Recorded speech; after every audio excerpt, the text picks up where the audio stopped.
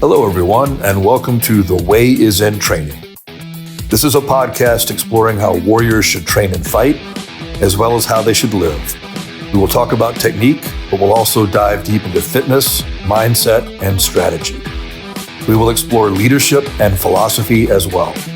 So whether you are a young soldier, a veteran police officer, a responsible armed citizen, or simply someone looking for an authentic life, let's examine how the lessons of combat and preparation for it can help us fulfill our potential.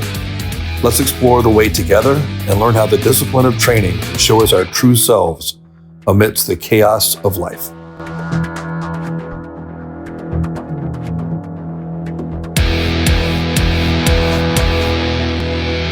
I think people want to make things really like smart and kind of like overdo a lot of things in training and in equipment. And I feel like the simplest thing sometimes is really, you get good at doing those fundamentals and the simpler things. And then you just have to figure out what the contingencies are at that point, right? So, hey, you have one dot. Well, how do you figure out how to shoot something past 250 yards or whatever? It's like, okay, cool. Get to the range and work on that, and answer those questions. And I think everybody's looking for a crutch or I think a lot of people are looking for a crutch to make that easier somehow, the magic pill button and everything, and it just doesn't pan out. I feel like make things easy, figure out how to work them, how to use them, and then your life will be better. And adapt yourself rather than having to adapt everything else. It's not to say that there's not a better mousetrap in some cases, but yeah, I mean, for what it has to do, But yes, it does have round handguards, in case you were wondering, and a front sight block, triangle magic, triangular awesomeness, and yeah. All right, we're getting ahead of ourselves. Yes, hey, everybody. Once again, I've got my great friend Les Kismartoni on the show, Les Pepperoni on the interwebs. Now that we've already been in discussion for like 5 minutes, why don't you go ahead and tell everybody who you are, Les? I am. I like to shoot. I shot before I became a cop, and worked in IT for 20 years. I just really enjoyed it. Never thought I'd be good at doing it, and turned out that I was pretty okay at it. So I've been every level of classification and just sort of fumbled around and figured out how to get better at the whole shooting game, whether it was in USPSA or Bullseye or IDPA. I won the IDPA National Championship in ESP in 2021. Kind of hit the pause button for the past 2 years as I attended a law enforcement academy. It was a late midlife career change, if you will. And I've been trying to explore a lot of what training means in policing and how that differs from some of the civilian contexts. And it's been a really interesting exploration. I've really enjoyed policing so far. It's I should have done this years ago. I keep telling myself. And yeah, so it's I'm down in Florida. We shoot pretty often here. It's the high season for us right now because it's the winter months. So it's the dry season.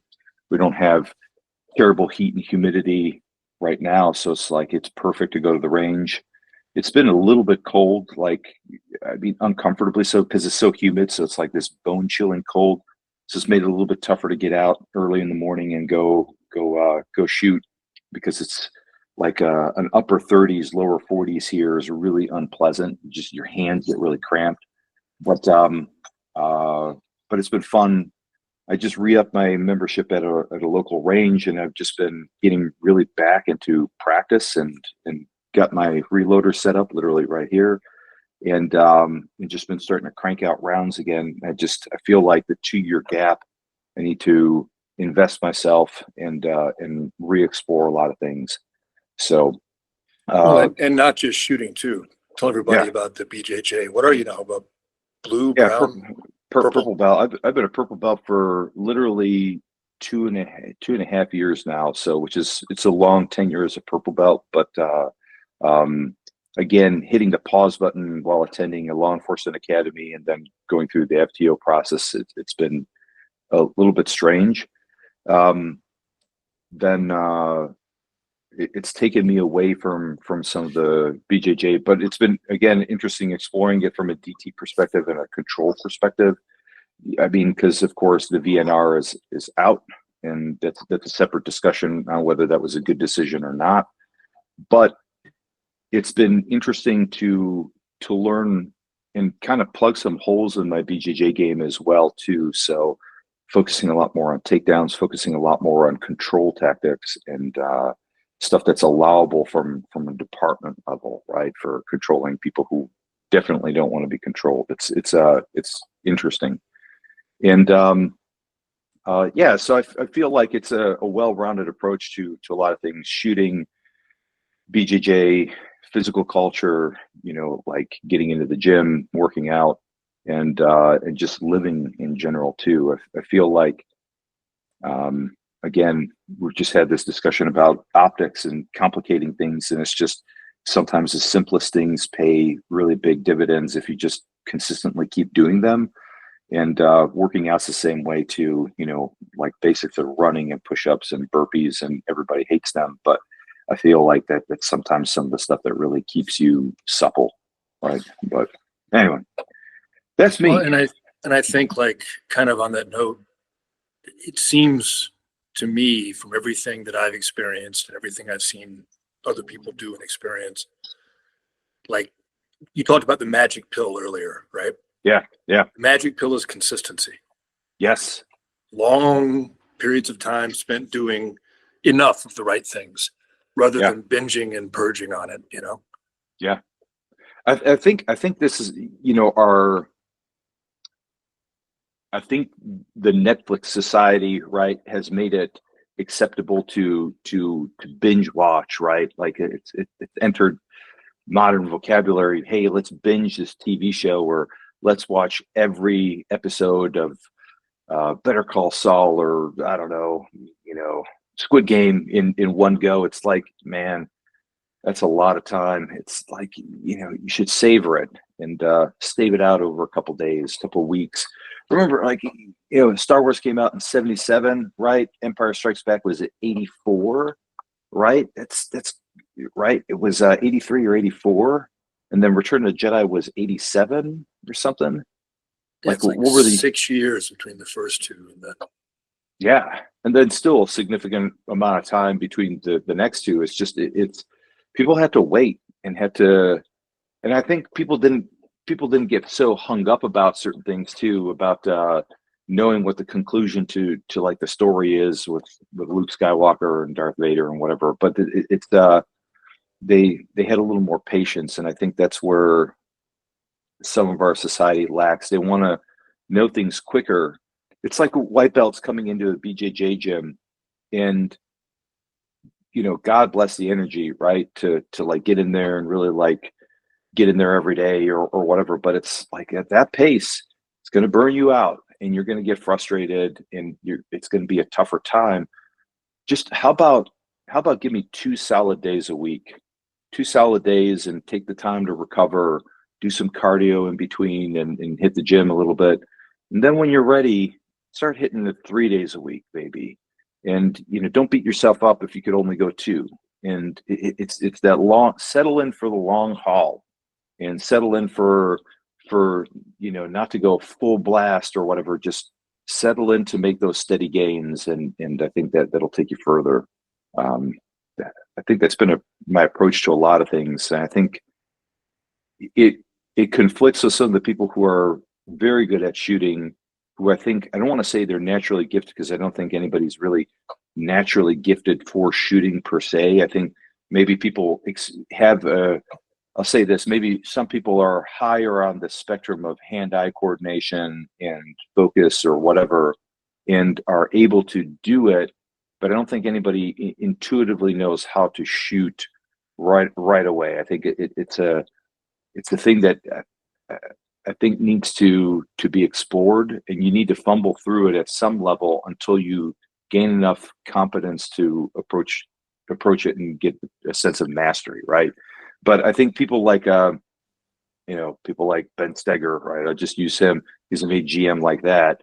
He's definitely an outlier. And I think a lot of people who, are posting on IG, you don't see the struggles or whatever of them having to suffer through a lot of dry fire or matches where they're building their formative competence at this task. I think it's deceptive. And I think some of the social media masks that. Again, it's you're only seeing people at their best, when they're choosing to do it, and it's an illusion a lot of times, and it's you don't see like all of the consistent effort and everything that they're putting into it, which is the real magic button, magic pill, right?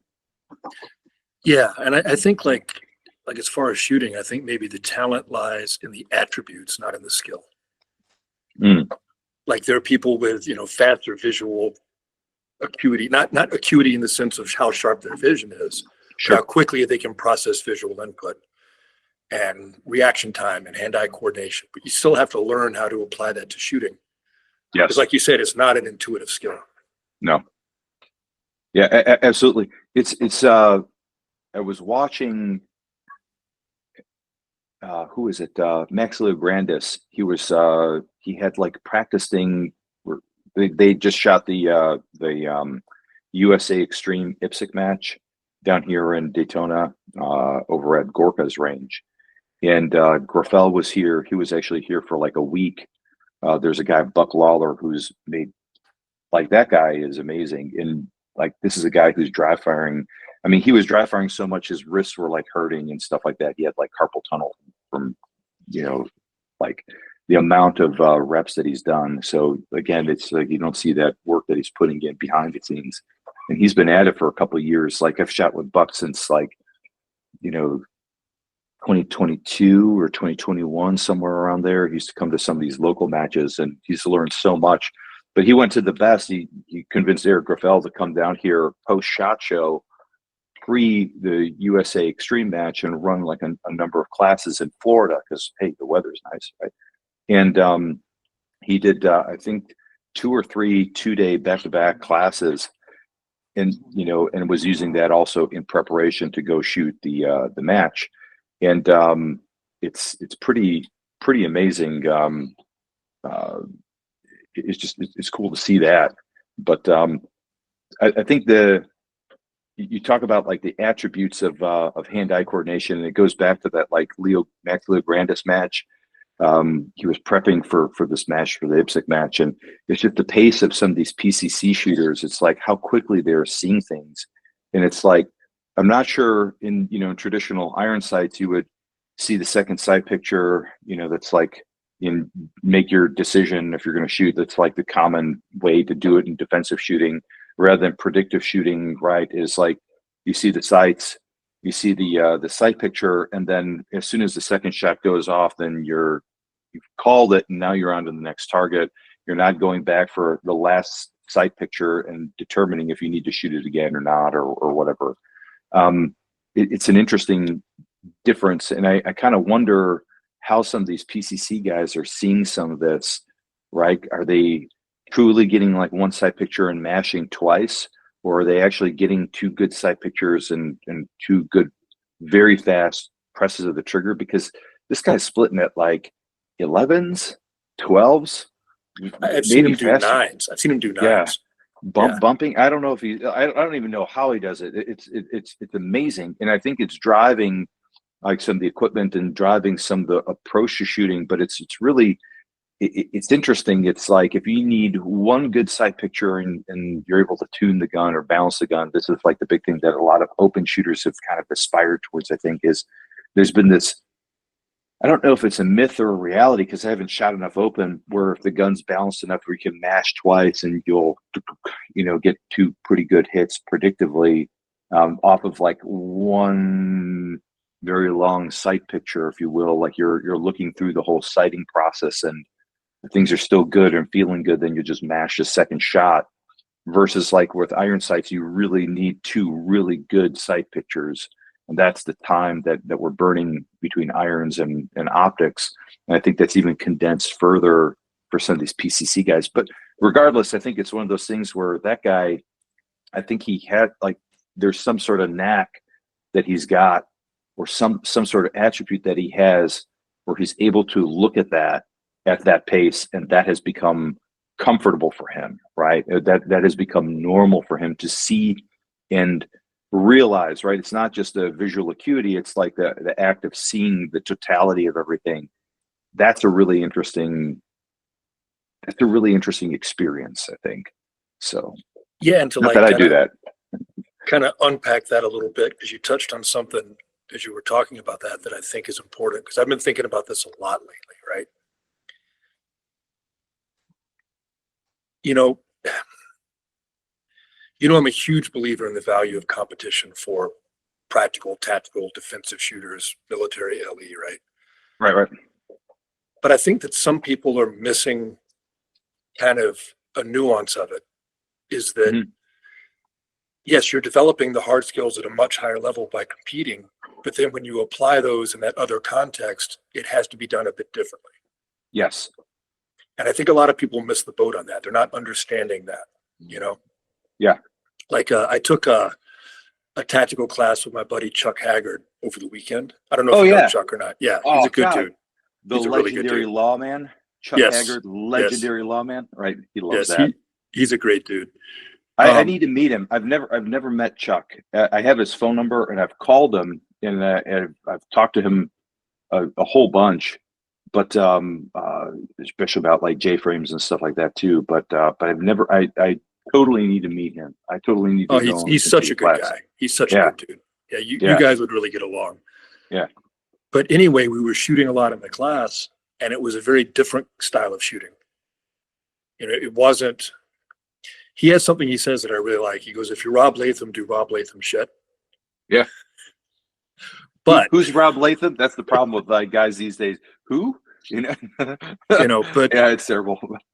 But I guess kind of my point is like there's this debate on the tactical side of the house about how fast you should split, right? Mhm. And I think a good rule of thumb for a well-trained person is no faster than 0.2 and probably 0.25 to 0.3 in the real world, because you need that decision-making ability, right? Yeah. Like we've talked about it recently. We talked about it last time you were on, about how I'm really trying to drive my splits down, not because I think splits faster than 17 really matter that much, but I think they're a symptom of me being more relaxed behind the gun. Absolutely. And I've traditionally been too tense. So I'm trying to work on faster splits to kind of, as a backwards way of trying to lessen that tension. Mhm. It's a barometer of how tense I am, right? Yeah. But and I've gotten them down, not consistently, but I've done build drills where I've pulled 11s a couple times lately. Yeah. Which it's not consistent. It's not something I would do in a match. It's not something that I would depend on, but it's nice to see that I'm physically capable of doing it, especially at my age. Right. Well, and but especially with those hands, the monkey hands, how do they work? Apes together strong. Yeah. So anyway, but the problem is that if I'm doing a build drill at that pace and you yelled at me to stop after shot 3, I'd probably still shoot at least shot 4, maybe shot 5. Yeah. And Absolutely. Well, there's a really interesting point here, and this is something I've been thinking a lot in jiu-jitsu, right? And it really goes back to, I know you of course, with all the Japanese writing behind you and everything too. Sorry, that's my parrot. He's kind of loud. Yeah, I may close the door in a minute too, because he's super loud, and he sees me in here and wants to hang out, and he doesn't understand that we're doing this live cast. But what I was going to say is, there's an interesting concept in jiu-jitsu, right, or in judo. It's the initiative, right? At some point, you cross this precipice where even if you wanted to bail on a move, you're not. You're you have to go full send and commit, and because the concept of kazushi, right, off balancing, right, you're trying to shift the weight so that you can capitalize on that, and it's really interesting. There's only so many things that you can do And there's this like initiative thing, and I think that's one of the interesting aspects of where sports shooting differs a lot from the context of, we'll say institutionalized shooting, or I don't know what you want to call it, like work shooting, law enforcement or military or something, is that you have to make some sort of decision, right? And you have to be able to, if hitting the body is not working, just keep dumping, like mag dumping an entire round or entire magazine's worth of ammo into something it might not be helping anymore. You're not hitting, or it's suppressive fire, but it's not really like, maybe you need to shift the initiative and shift the move and recapture like what the sights are doing, or, like the Mozambique drill is like great because it's like 2 to the body and then you've got a 1 to the head. It's there's like an initiative shift on what you're trying to do. And I think that's a big thing. I think that aspect of timing comes up a lot when you have like an adversary, right? But Well, and not just that, like not just your internal timing and initiative, Mhm. but how it interacts with the other person. Like something that, and this is not a dig on competition. It's like I said, competition is phenomenal for developing those hard skills to a level Yeah. you'll never develop otherwise. Yeah, But it's not a fight. correct. You're fighting a timer, right? Right. And you've got to learn. Let's go back to another martial arts great, right? We'll go back to Lee, and he talked about broken rhythm and capturing the opponent's timing. Yeah. And Masashi said the same things. And pretty much anybody that's been in a bunch of fights will tell you the same stuff, right? Right. You've got to figure out your opponent's rhythm and then get inside it. Yeah. And that's something you have to develop. And that's like why, like I tell civilians who care about, being able to fight with a gun, who don't have access to like simunitions and stuff like that, where they can figure it out that way, is, go do paintball or airsoft. I mean, are they games? Absolutely. Are they realistic? No. But you have an opponent. Yeah. Yeah. You have an opponent.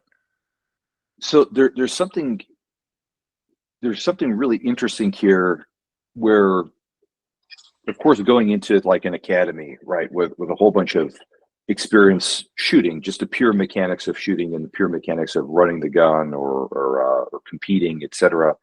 I'm pretty sure about what my capabilities are and what I can hit and how long it takes to do that. I have a pretty good sense of my timing. The interesting thing is that a lot of the other people don't. But one of the things that an academy really does, at least here in Florida, right? They were, we can harp on like all the firearms training and how it falls short of like what people are supposed to be doing and how it's really like a check the box for institutional liability or something like that. Have that discussion, and I would agree. But one of the things that they do a ton of is they do a ton of force on force, a ton of simulations, a ton of a lot of training and scenario-based training, where there's sometimes nothing happens and sometimes shit goes really off the rails, and you kind of never know what you're going to get, right? And I think that's the stuff that really isn't in the civilian world, at all. Like think about the average gun owner. You buy a gun, you figure out how to shoot it, you go to the range, maybe you take an NRA course or the equivalent of like a basic pistol safety class or something, and you shoot a little, you're like, okay, what's next? And you go and you compete, and it's like, okay, cool, like, and then you start to carry, and maybe you listen to some people like Haggard and Ayub or whatever, and you start to think about the realities of like, how am I going to use this? And you start thinking through some of the what ifs, but you're not being thrust into these situations where you're going to have to deal with tons of unpredictable people over and over and over. By and large, most people have structured their lives to avoid any sort of that conflict. If they're, average Joe, hey, I go to work, maybe some shit happens once in a blue moon, and hey, I'm ready for it. I've got my fire extinguisher type mentality. And it's like there's not a real big push to have a ton of training inside the civilian world for for a lot of like the decision points for scenarios, right? Yeah. Or for like encounters. And I think, honestly, I think ShivWorks was probably the only place that was doing some of this stuff. And then you had like the place that I worked at for a little while, Waft, where they were trying to do a lot of decision points for people and everything. But again, the context of what you need to do is pretty limited. Your biggest win is to disengage, right? Disengage, get yourself to safety, get everybody else to safety. The Walter Mitty scenario of like, you know, shooting the guy in the cafeteria, that's like 1 in a million.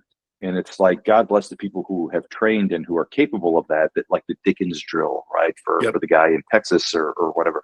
Like, I mean, that's 1 in a million, you know, 1 in a billion that's happening. And it's interesting there. So for as bad as a lot of academy firearms training is, there's a lot of focus on scenarios and going through those and failing at those and getting reps on that, because that's what you're going to see in the real world. And even it's, you know, as cops, it's like, it's not like we're not in shootouts every day. God, if that was the reality, I mean, no one would want to do the job. Like it'd be absolutely terrible, right? Or very few people would want to do the job. I see you licking your lips, like, yeah, let's go. But I think that's where there's this really big distinction between civilian competitive shooting and defensive shooting. But I think that, again, when these skills are automatic, then when the time comes for you to make the decision, you don't have to go through all the subroutines and dust them off and put in the floppy to the drive and boot it up. It's like it's immediately there. It's hardwired into your RAM, and you're able to draw on those experiences right away and be like, okay, well, I need to burn this down. Okay, we're good. Okay, let's move. Let's see what else we need to see and what else we need to do. But well, and one thing I really firmly believe, and I think for civilians especially, this is the best way to get it, is competition. Mm-hmm. Is the shooting has to run like a background program. Yeah. Like it's got to be just a given. You know, it can't be something you're thinking about, because you've got other things to think about. Yeah. You've got to be reading the situation, reading the opponent, thinking about people you're trying to get to safety, thinking about the people you want to protect, looking for additional threats, reading your environment, you know, cover, concealment, avenues of approach, possible escape routes. Like that's your conscious brain. Yeah. The shooting's got to be subconscious. It's got to be just running the whole time. Yeah. Yeah. Absolutely. I think there's a bigger thing. I think with like it's the risk assessment has to be running a lot too. And I think this is where people are really, really bad.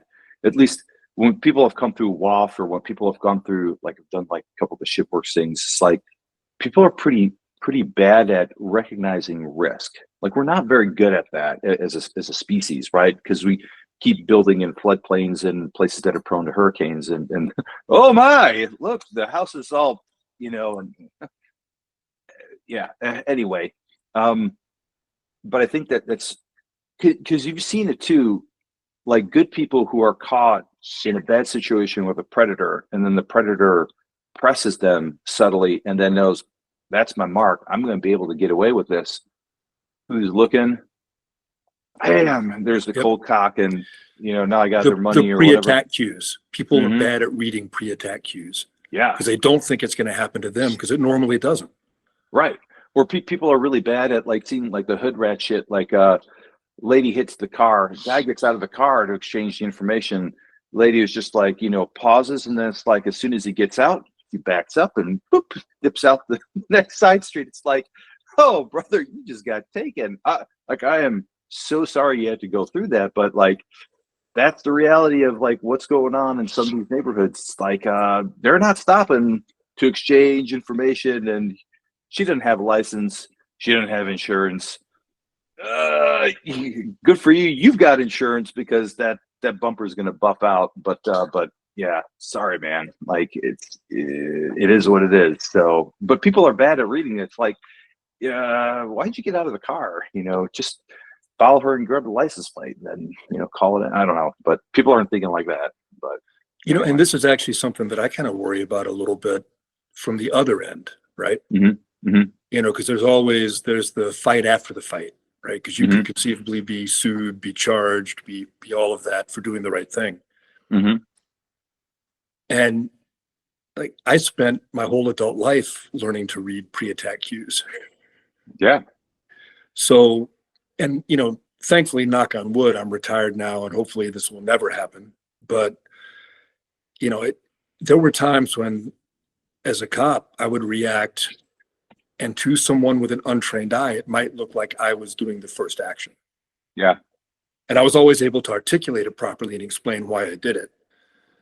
But in today's day and age, like I worry about that, not just for me, but for my students, right? Like, Yeah. if you get really good at reading these cues, you've also got to be really good at articulating why you took a preemptive action. Yes. Yeah. Absolutely. And I think that's where it's really interesting. Again, in this civilian context, your biggest win is to avoid the conflict. Don't put yourself in the situation where it's gonna happen or whatever. You see the dude who's sketchy as hell, and it's like, they're wearing ski masks in the Walmart. I can go shopping later. I'll come back. Well, I mean, look back to both Musashi and Lee. They both said the same thing. They said the ultimate aim of training is to not have to use it. Yeah, absolutely. Yeah, absolutely. I think it's interesting how much conflict has shaped the human psyche, society, that these things that were written, I mean, Bruce Lee wasn't that long ago, but Musashi, a couple hundred years ago, it's telling how little that stuff has changed. Maybe the methods have changed, and we've got drone strikes now and whatever, and asymmetry in the way warfare is conducted at a larger scale. However, the point of a lot of the strategic thinking and conflict thinking and risk management, I don't think that has fundamentally changed that much. Yeah, I agree. Yeah. It's human nature, and that's always the issue, right? Is that people think that we are somehow more civilized at a basic level than we've ever been. And that's really not true. Mm-mm. I mean, as an overall culture, we may be less violent, but maybe, maybe less culturally accepted anyway, right? Yeah. But nature as individuals hasn't changed. Yeah. And just because conflict is often economic or intelligence based now doesn't make it any less conflict. Correct. Yeah. I mean, Sun Tzu was talking about that kind of stuff too back then. Yeah. Which is it's amazing. The questions of how to get one over on someone, and between Sun Tzu and Machiavelli and Musashi, and like it's just the philosophy of conflict, Clausewitz, right? Like, there's so much has been explored and codified. It's taken some of that, but it's interesting. I kind of dig that. But I tell you what I've been like really enjoying lately is I've been reading like some of the old German and Italian longsword treatises. Yeah, we were talking about some of this before. Like last and night. And it's really pretty wild how much it's all the same. Yeah. Like it's not really, I mean, the equipment is different, right? So it's different than Japanese stuff in the sense of you have a leading edge and a false edge, so you can cut both ways. But the movements aren't that different. Yeah. Right. They're just applied in a slightly different context. Yeah. And if you think about it, that's the same with all kinds of conflict. We were talking about drones a minute ago, right? But it's still the same principles that Sun Tzu was talking about. Yeah. It's just applied to 21st century technology. Correct. Like the principles don't change. But I think that's a double-edged sword too, because I think people get hung up on how the principles were applied. Yeah. As opposed to internalizing the principles. Right? Yes. Yeah. That would be like reading Bill Jordan. I've got that book from Bill Jordan, or McGivern, the one you gave me. Oh yeah. Or Jelly Bryce, right? Yeah, Jelly Bryce. Any of those guys. Yeah. It'd be like reading those guys and trying to use the same techniques. The techniques don't work anymore because the equipment has changed. Well, the principles under those techniques haven't changed. Right. Well, it's interesting, let's make a segue for Jelly Bryce for a second. This guy, the FBI crouch technique. By the way, I have discovered, I don't know if we talked about it last time, I discovered the absolute worst book ever written on handgun training. It was Chick Gaylord's Combat Handgunnery or something like that. I think I had that book. Yeah, it's absolutely terrible. So, and this is for a lot. Oh my God. So camps, right? If we love camps. Eric, he's like a student of like IPSC and USPSA history, right? Is a whole bunch of things, and so we're constantly trying to find like old like Mickey Fowler videos and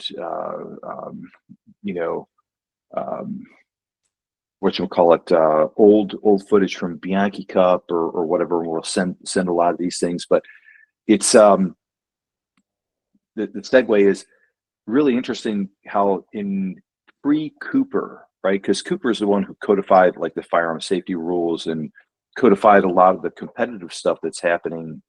And it's just really interesting to see that there's a world pre-Cooper, and Bryce, like Jelly Bryce, is really like a product of that, and is amazing and probably talented of a shooter as he was, right? Because of his attributes, right? We're talking about hand-eye coordination and how, I mean, the guy used to practice for hours in front of a mirror, and I don't doubt for a second that he could actually pull some of the shit that's been written about him off. Like, I absolutely believe it. But it's one of those things where when you try and decode what he's doing, the movements, and put them into an institutional setting, this is how you get the FBI crouch, where they're not even using their sights, shooting from the low position, elbows tucked in as pre-body armor, just put more meat in front of your vitals. Wow, that's a great recipe for fucking success there. Wow. Yeah. But it's crazy to think that was institutionalized training for right from the 50s in the FBI through the 60s through the 70s, and that had like filtered out to a lot of the departments, department quals where people are shooting from way low from the hip and expected to like clean like a 10-yard target, like the language target and whatever. It's like, holy shit, like you're not even using their sights. Contrast that to McGivern, who you see him arm out there, clearly looking at the sights, working the trigger, right? And like, I mean, he like when you see like old footage of McGivern running a bill drill, like there's no question that he is absolutely looking at the sights, especially because in his book, like there's no less than I think 2 chapters that are dedicated to sights and then sight alignment on the target and where to regulate sights if you're shooting aerial targets and stuff like that. If you're shooting the targets that are coming on the drop, like holding it like a 6 o'clock hold, because then the bullets are going to, hit it a little higher. So it's like you're, pumpkin on a post is really popular. Like it really like mind blowing. But yeah, the Chick Gaylord book is the absolute worst book on handguns and handgunnery that's ever maybe not ever written. Never say never, but it is hot steaming garbage. And that was apparently the guy was a talented holster maker and great. And a lot of the Barney Miller holsters were actually like made by him or whatever, but like, another segue, but it's interesting. It's again, the actual techniques from a lot of this stuff are just completely antiquated and don't work, but it worked for a guy like Bryce because of his attributes and because he could internalize how to read cues for the struggle and get the drop on people. Like how to re-seize initiative when initiative has been lost. And I think that's amazing, right? Yeah, going back to the initiative thing, right? Like talking about how the Japanese look at it. I mean, they've got a whole philosophy on the different kinds of initiative. Right. Timing, right? Yep. It's sen, no sen, go no sen, and go sen no sen, I believe. And it's all like, like sen is just the sucker punch, basically. Right. And sen no sen is like setting up the sucker punch. Right. Doing something to set it up. And then go no sin is like reacting to the opponent.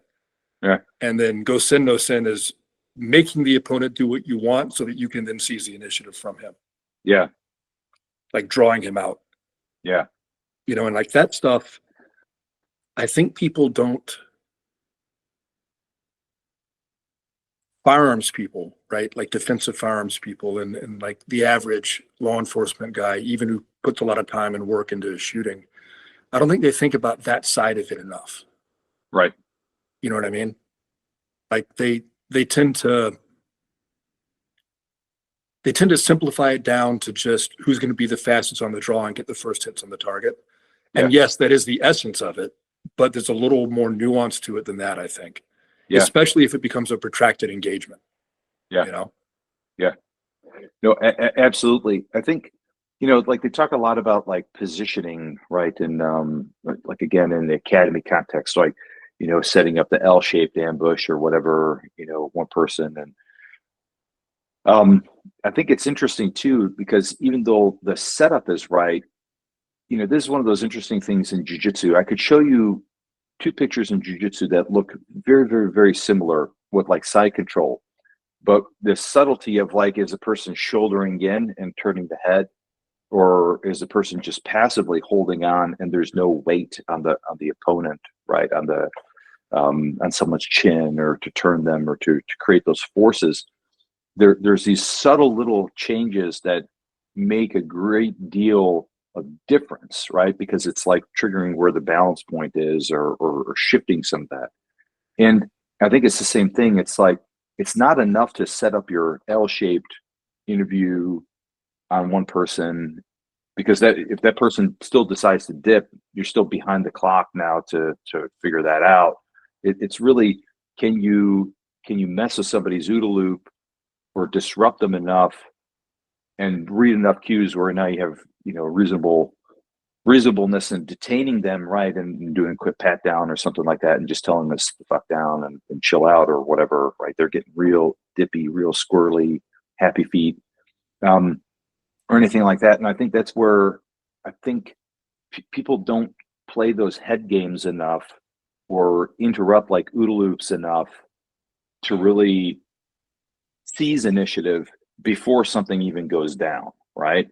I think it's I don't know. I think that's really an interesting way of thinking about it too, because that has absolutely nothing inside of in competitive shooting, right? There's none of that exists, right? You're reacting to the buzzer and, you know, drawing and shooting, and but there's no reaction to cue off of. The targets don't move that much and everything. So it's fascinating, but I think that I'm curious where this exploration, like there's so many people who are about like hit factor shooting.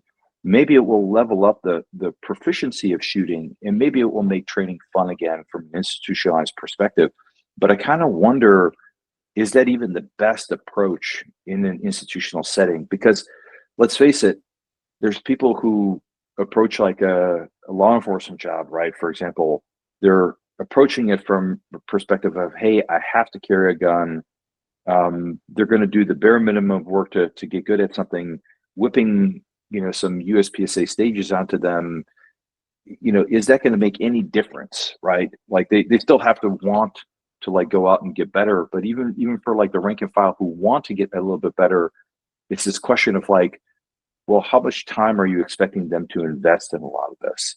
Like I'm kind of curious where this exploration is going to end up, say in a year or two, and see what actually pans out from it, right?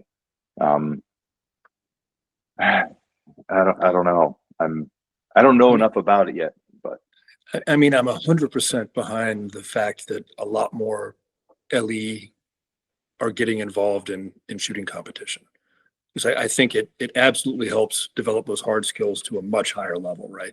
yeah, I just don't want people to miss the boat and everything else. yeah, You know, it's like that, you know, there's that age-old argument that still kind of exists. It's not as bad as it used to be, but it still does exist, between the, you know, we'll say tactical Timmy, for lack of a better word, right? You know, yeah, and then the USPSA gun jock, where this side thinks everything's about being faster and more accurate. And then this side thinks everything's about mindset and awareness and setting yourself up to win the fight. It shouldn't really be an argument. Yeah. Because they're both true. Yeah. Right. You need both. It's not a binary, either one or the other. It's yes, you need to be faster and more accurate, and you need to be more aware and set yourself up to win the fight. Yeah. Like, they're both equally true. And my hope is that as all this cross-pollination goes on and people get more into, more and more tactical guys start doing competition and vice versa, right? More competition guys start going to Craig Douglas or Paul Sharp or Chuck Haggard or, I hope that people will realize that it's really both. Yeah. And that if you want to be, and I'm going to use a very non-PC phrase, so hopefully your bosses don't see this and get mad at you, but if you want to be good at gunfighting, it's not just enough to run the gun, you have to be good at fighting, but it's also not just enough to understand the fight, you have to be able to run the gun. Yeah. Like, I don't care how good you are at reading your opponent and capturing his timing as a boxer. If your jab and cross are crap, you're not going to win the fight. Correct. But the same thing is also true. I don't care how good you are at punching the heavy bag. If you can't defend yourself and read your opponent and set yourself up to land those haymakers, you're still not going to be a good boxer. Yeah. They both matter, right? Yeah, correct. Yeah, absolutely. I think this is the biggest thing that's like a subtle thing that I think a lot of people who are focused on like hit factor and USPSA style thing, hit factor predated USPSA, so let's just call it hit factor for what it is. It predated IPSC, but the idea is that focusing on like hit factor training is really, it's great. Okay. It's teaching you some of the very hard skills and the mechanics, and people who have generally better mechanics and are better able to shoot more effectively are going to have a higher hit factor. Just it makes total sense, right? I think the interesting, like, derailed my thought here for a second. It's I'm kind of curious if it's going to pay the dividends in terms of like the pre-assaultive stuff or anything like that. Like, just focusing on that. It's easy to get, how should I say, I'm trying to like capture something here. It's like, it's easy to get demoralized if you're like getting the soul crushing junk punch, because you're going up against some heavy hitters on a stage and your hit factor sucks compared to those. And even if you're doing everything right, even if all of your mechanics are right for you, and then you're still getting smoked by like, say, 2 hit factor on a stage, it's like, well, what the fuck am I doing wrong, right? And I think that's where it's an interesting thing. The mental aspect of competition is being able to say, I'm okay with that. I did as good as I could today, and I got to explore some more. If it's really what I want to do, I'll explore some more. Or you just say, man, I guess being 85% behind an Eric Ruffell, I'll take that, because I don't practice every day, and I don't get to the range every day, and I don't shoot nearly as much as him, and my life hasn't been built up and around all of that like his life has. So maybe that's okay. Maybe in the grand scheme of things, that might be okay. I can take that as a win. And I think that's where the mental toughness in learning how to compete and learning like what your limitations are in competition and accepting the results for what they are is something where the mental aspect of USPSA or of hit factor training or whatever is overlooked. It's not just about the hit factor training. It's about the results that come from that. And you say, that kind of sucked, but okay, this is where we're at today. I think there is some sort of like mental toughness that competing builds up in you, right? Oh, and the stress inoculation. Like I've said this a bunch of times. I really think that a USPSA match or an IDPA match, a major match, is far more stressful than a gunfight. Mm-hmm. I really do. And that you can't beat that sort of stress inoculation. Like, that's a really good thing, right? Yeah. But then back to your point, 85% of Eric Ruffell is pretty damn good. Mm-hmm. And if you Oh think yeah. about it, so let's say you're 10% behind the local hotshot at your match. Hmm. You know what being 10% behind somebody in a gunfight is if there's no cover and none of the other factors we talked about? Mm. It's a tie.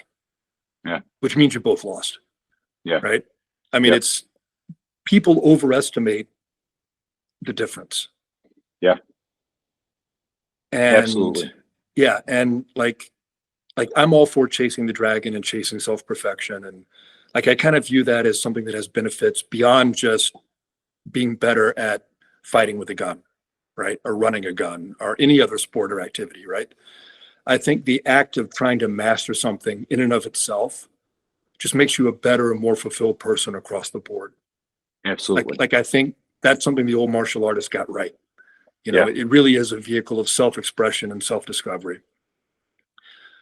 But that's a separate issue from what we're talking about. And what we're talking about is, I mean, if you're just in this to be competent to defend yourself and defend your family, or to be able to put on a gun and a badge at work every day and know that you're doing well, being 10% behind the local hotshot GM is not bad at all.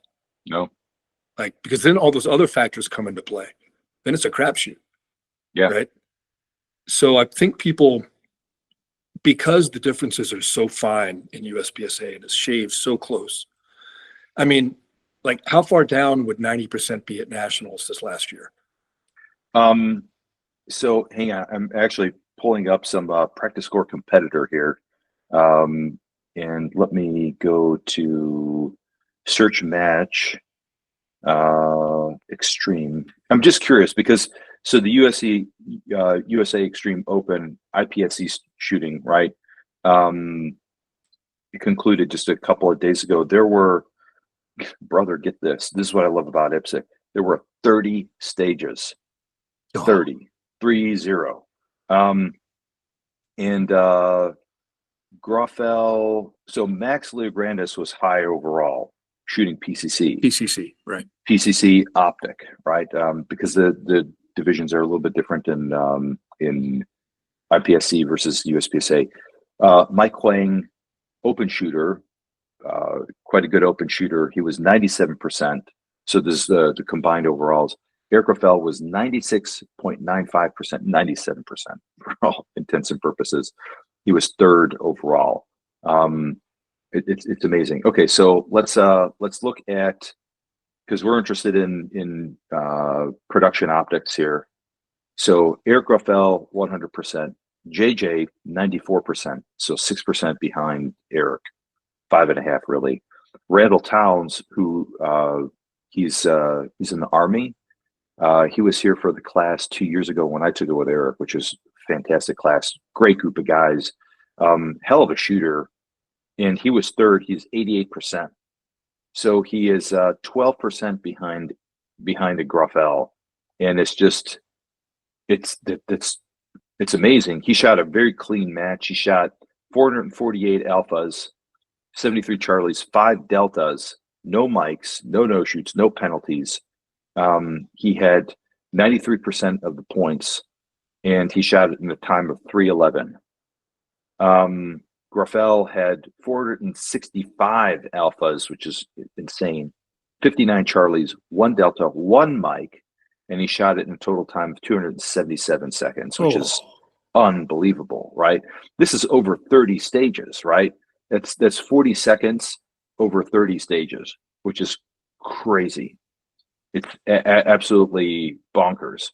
Towles did really well on some of the field courses compared to Groffel, but it's just a consistency across the board. Like I'm looking at the chart of Eric, just grinding away. It's like a second per stage, second per stage, second per stage. It's just fascinating. Like talk about like if you're 12% behind that dude, that's a win. So let's look at one of the shorter stages, stage 7. Stage 7 is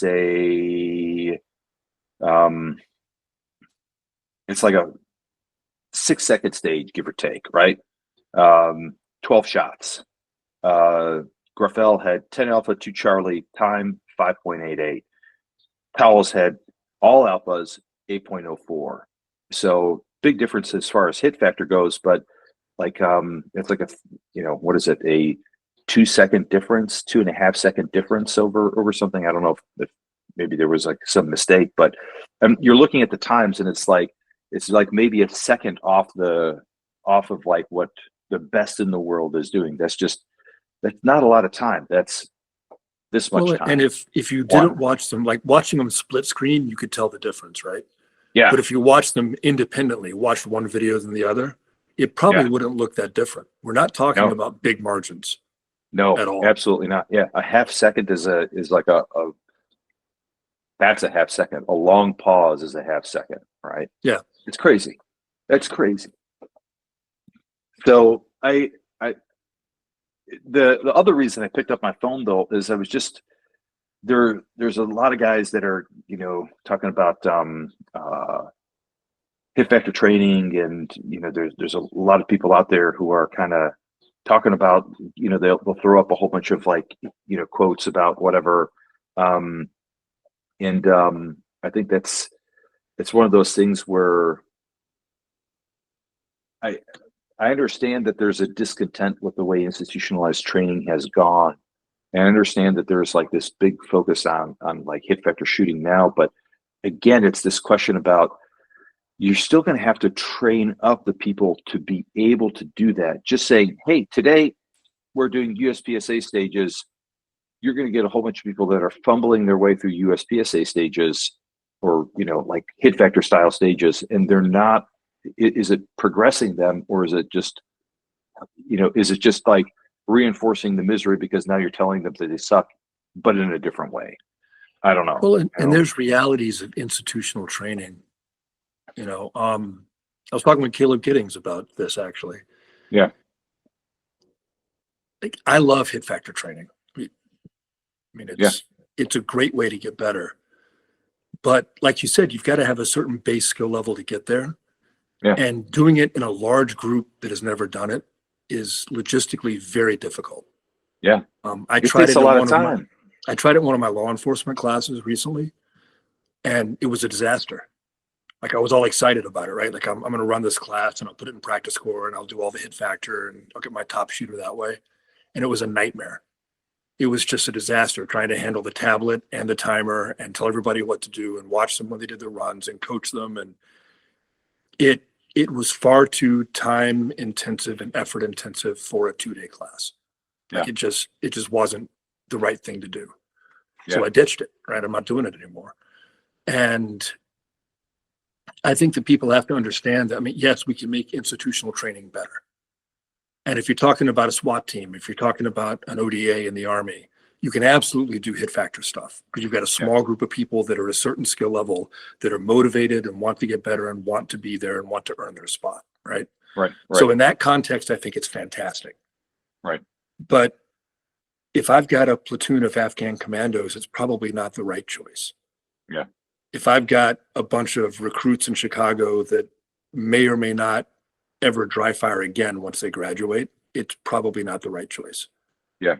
That's just the reality of it. And we can talk all we want. And I mean, I think that we can make people better. I think we should always strive to make training better, to make people better.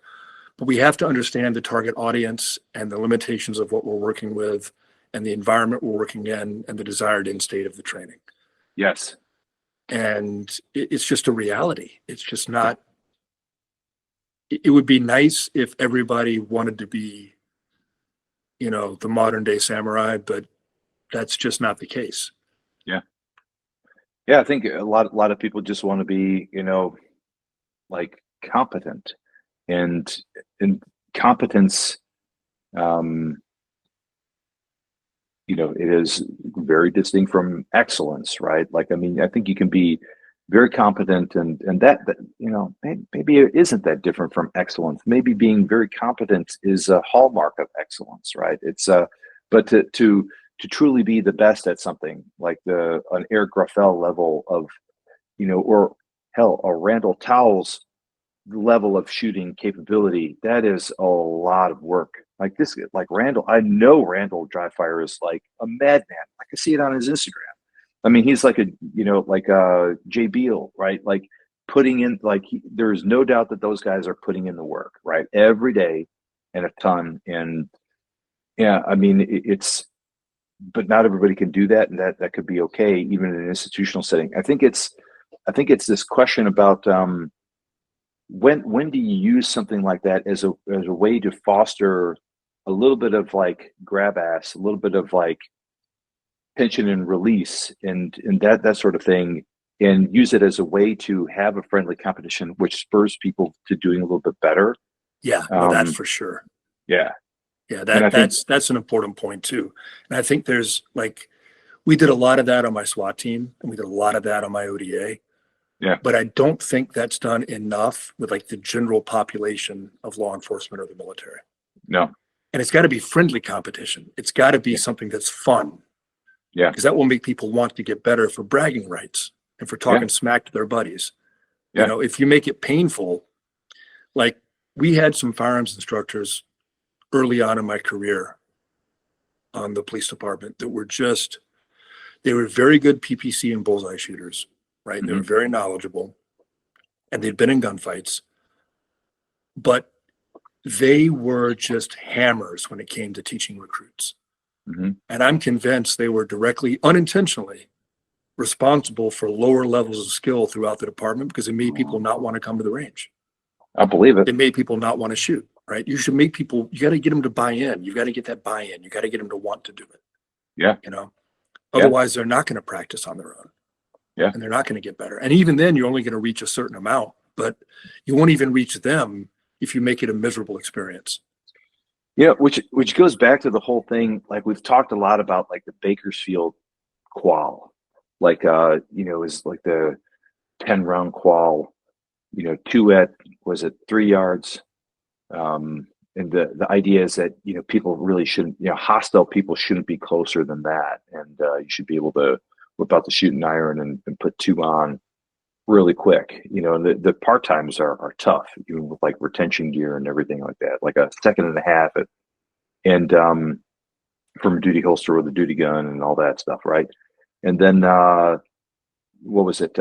3 yards, 7 yards, 10, and 15. And there's like a reload somewhere in there, or one of them, or whatever. It's all shot on one target. It's a 10-round qual. Can you pass it acceptably or not? Can you pass it within the time constraints or not? And I think that's like, it's such an easy yes or no.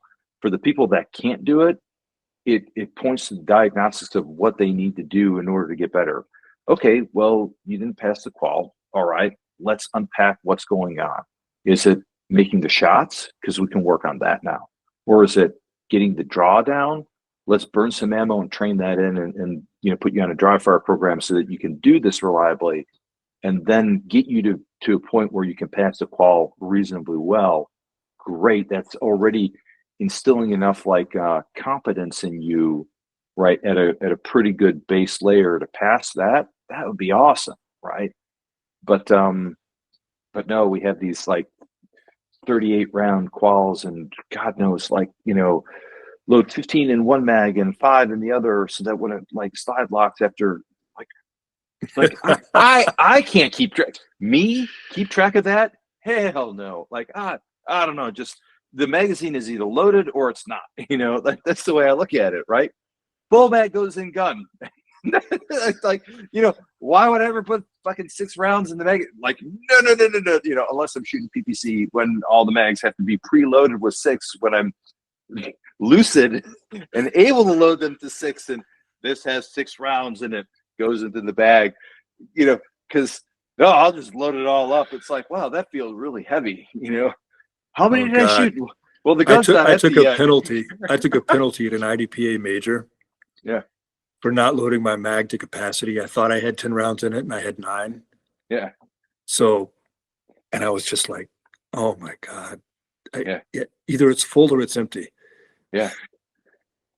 Yeah. It's, I think that's the problem. Like if you need a decoder ring to figure out your qual, like the qual is wrong. Like it's, fuck that. Like, let's just make it simple, right?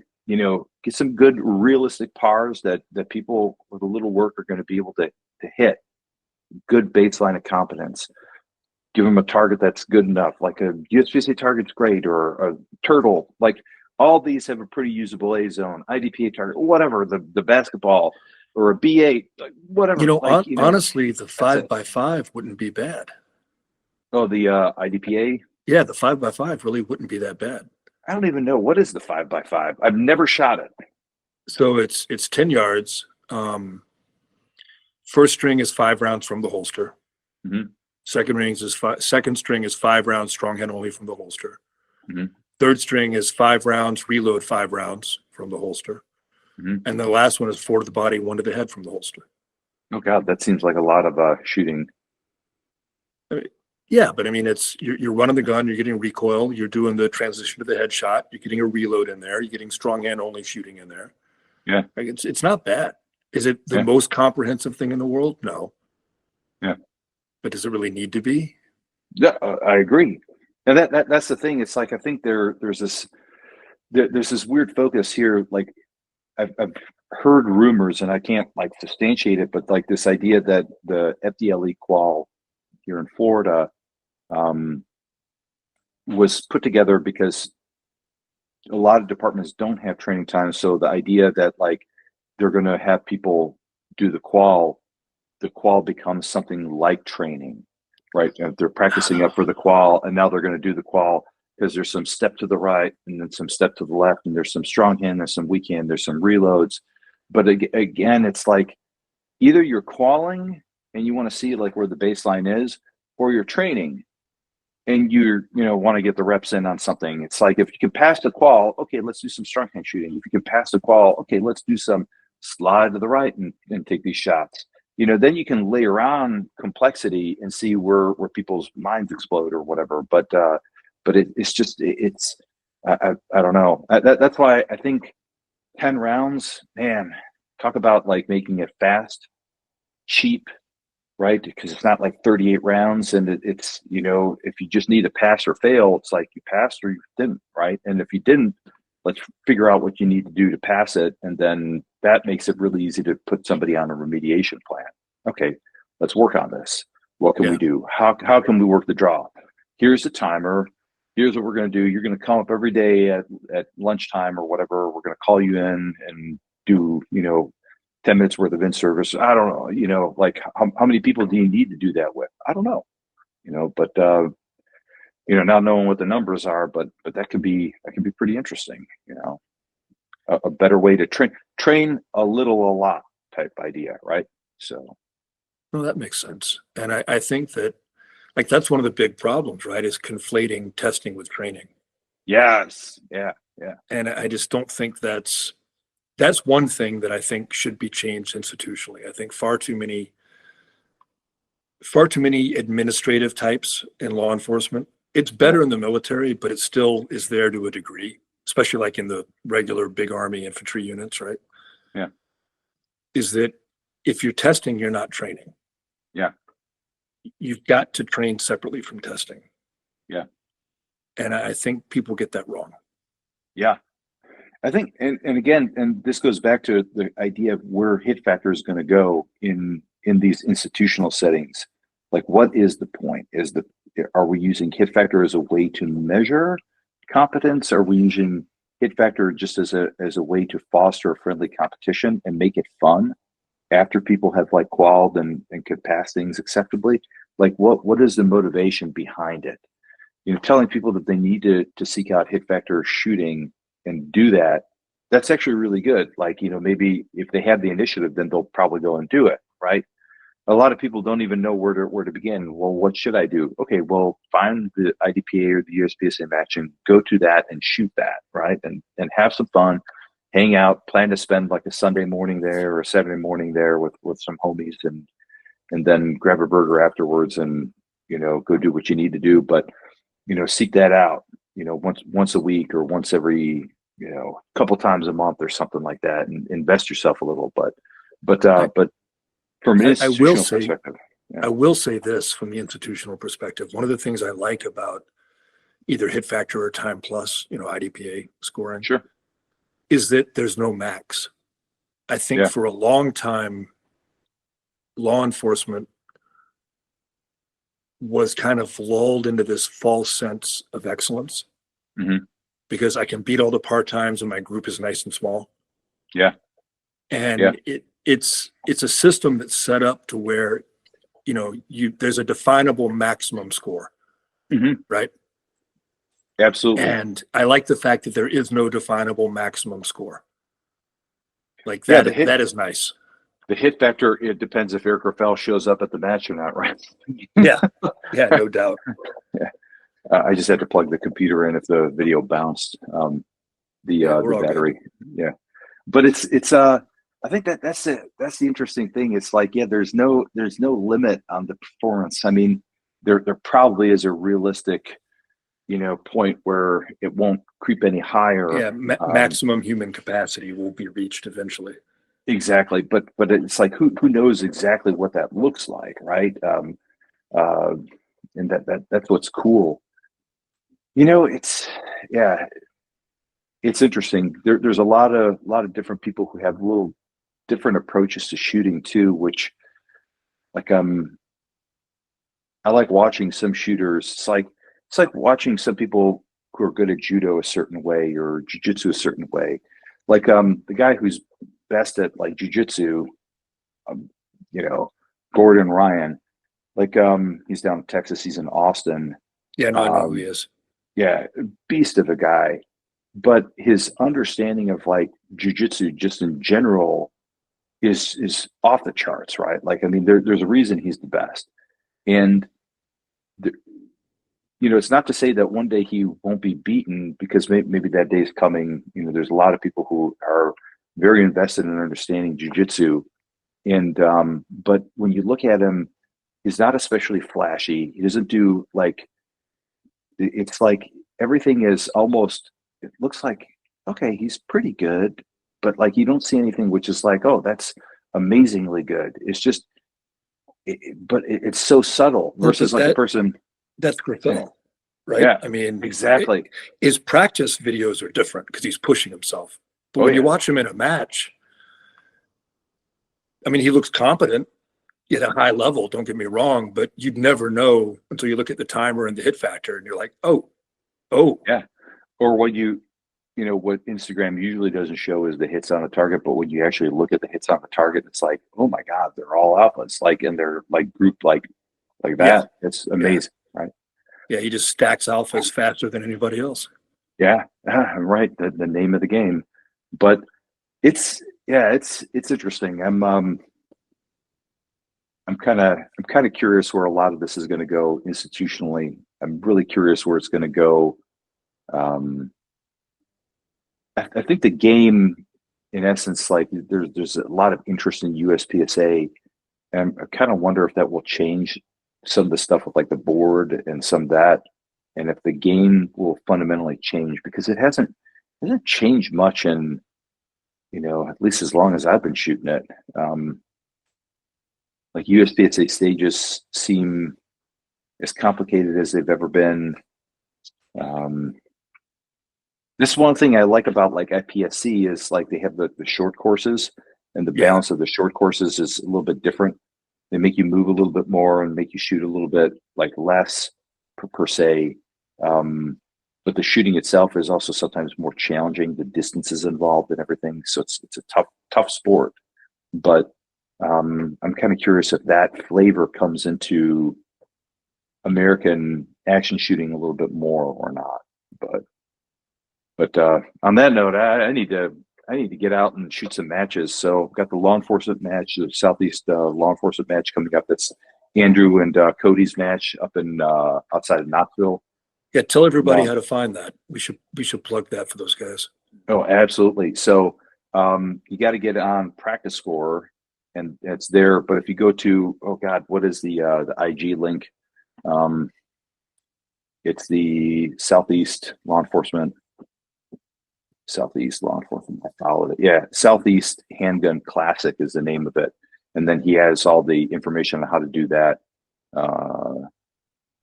So that's the way to get on there. Sorry, I just jumped on that. So Southeast Handgun Classic is the name of the IG account. I actually have a website that I need to post for them, and I've just been slow. I've been busy with work and some family issues. Dad's getting older, and Send it to me, and I'll put it in a comment on YouTube for this. I'll pin it. yeah, I'll do that here. Should I send it to you in the chat here? No, send it to me in a text. That way I'll have it. Okay, yeah, I got you. Here, I'll send it right now. Boom. Yeah, easy. All right, brother. We're well past the 1 hour time again. Yeah. We could suck the air out of this room, right? Keep going for 3 hours. It'll turn into a primary and secondary podcast in a minute here, right? Yeah. Oh no, those had good info, but like there were some times I felt bad because I just like, Matt, I gotta go. Yeah. I haven't talked to Matt Lanfair in a while. I talked to him the other day just over the internet. Yeah, it seems like he's doing well. That's good. Yeah, he's a good dude. Yeah, But I'll have to get out there and train a little on my round handguard carry handle. Put that EOTech on the carrying handle and go rock it. Yes, that way you can shoot with nods too. It's the automatic riser. Peak performance. Absolutely. You may not like it, but this is what peak AR performance looks like. The look on your face reading these the pre-assaultive cues, right? That was it. Like, I could see the migraine coming on for you, brother. But anyway, yeah, that's. I think I told you this the other day, but I actually found some SWAT pictures that are old enough that I had an optic on the carrying handle. Oh, for sure. And round handguards. Yeah. Those are never seeing the light of day. Oh, come on, man. Yeah.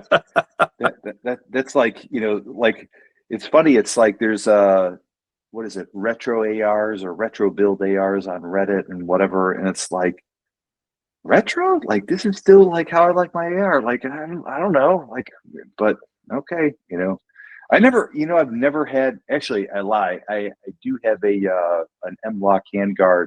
I'm building a PCC because I want to explore PCC. So it's so cool. I want to do that now that I've got a range and some time to explore that. But I actually have one modern handguard that actually free floats the barrel and everything else. Everything else that I have is round handguards. I've got that MIDI, and then I have like a carbine length. I am old enough that I had the big Magpul handguards with the big honking light on them and the big like pistol grip and the 2 LEDs for navigation. Yeah. That's funny, man. The cheese grater, the quad rails. Yeah, they're so heavy. Yeah, I don't know. It's something I like about like the old school like ARs. It's like they're just lighter. Like you don't have all this metal going everywhere. But oh well. Yeah. All right, brother. Yeah. Well, we got to do part 3 soon for sure. Yeah, for sure. So maybe after the Southeast Handgun Classic goes, we also have Velox is coming out here in April on tax day, April 15th. He's going to be out here, and I'm not working that day. I'll be coming off shift, and then I think I'm going to go and he's got a 2-day class that some of the guys in the county are putting on, and it's pretty close by, so I might just get out there and go blast it.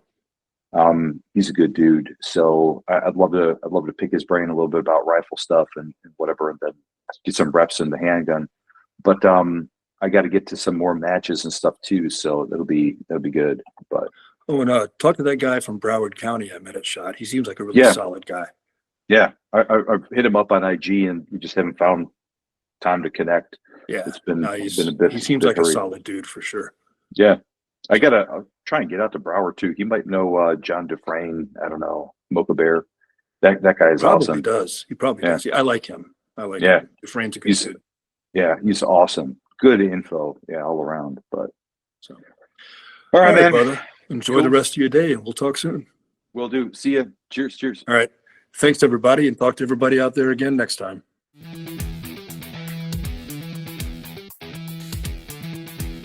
Thanks for tuning in, everyone. I hope you enjoyed this episode of The Way is in Training. Please come back again as we explore how training makes us better at our craft and better in our everyday lives. See all of you soon.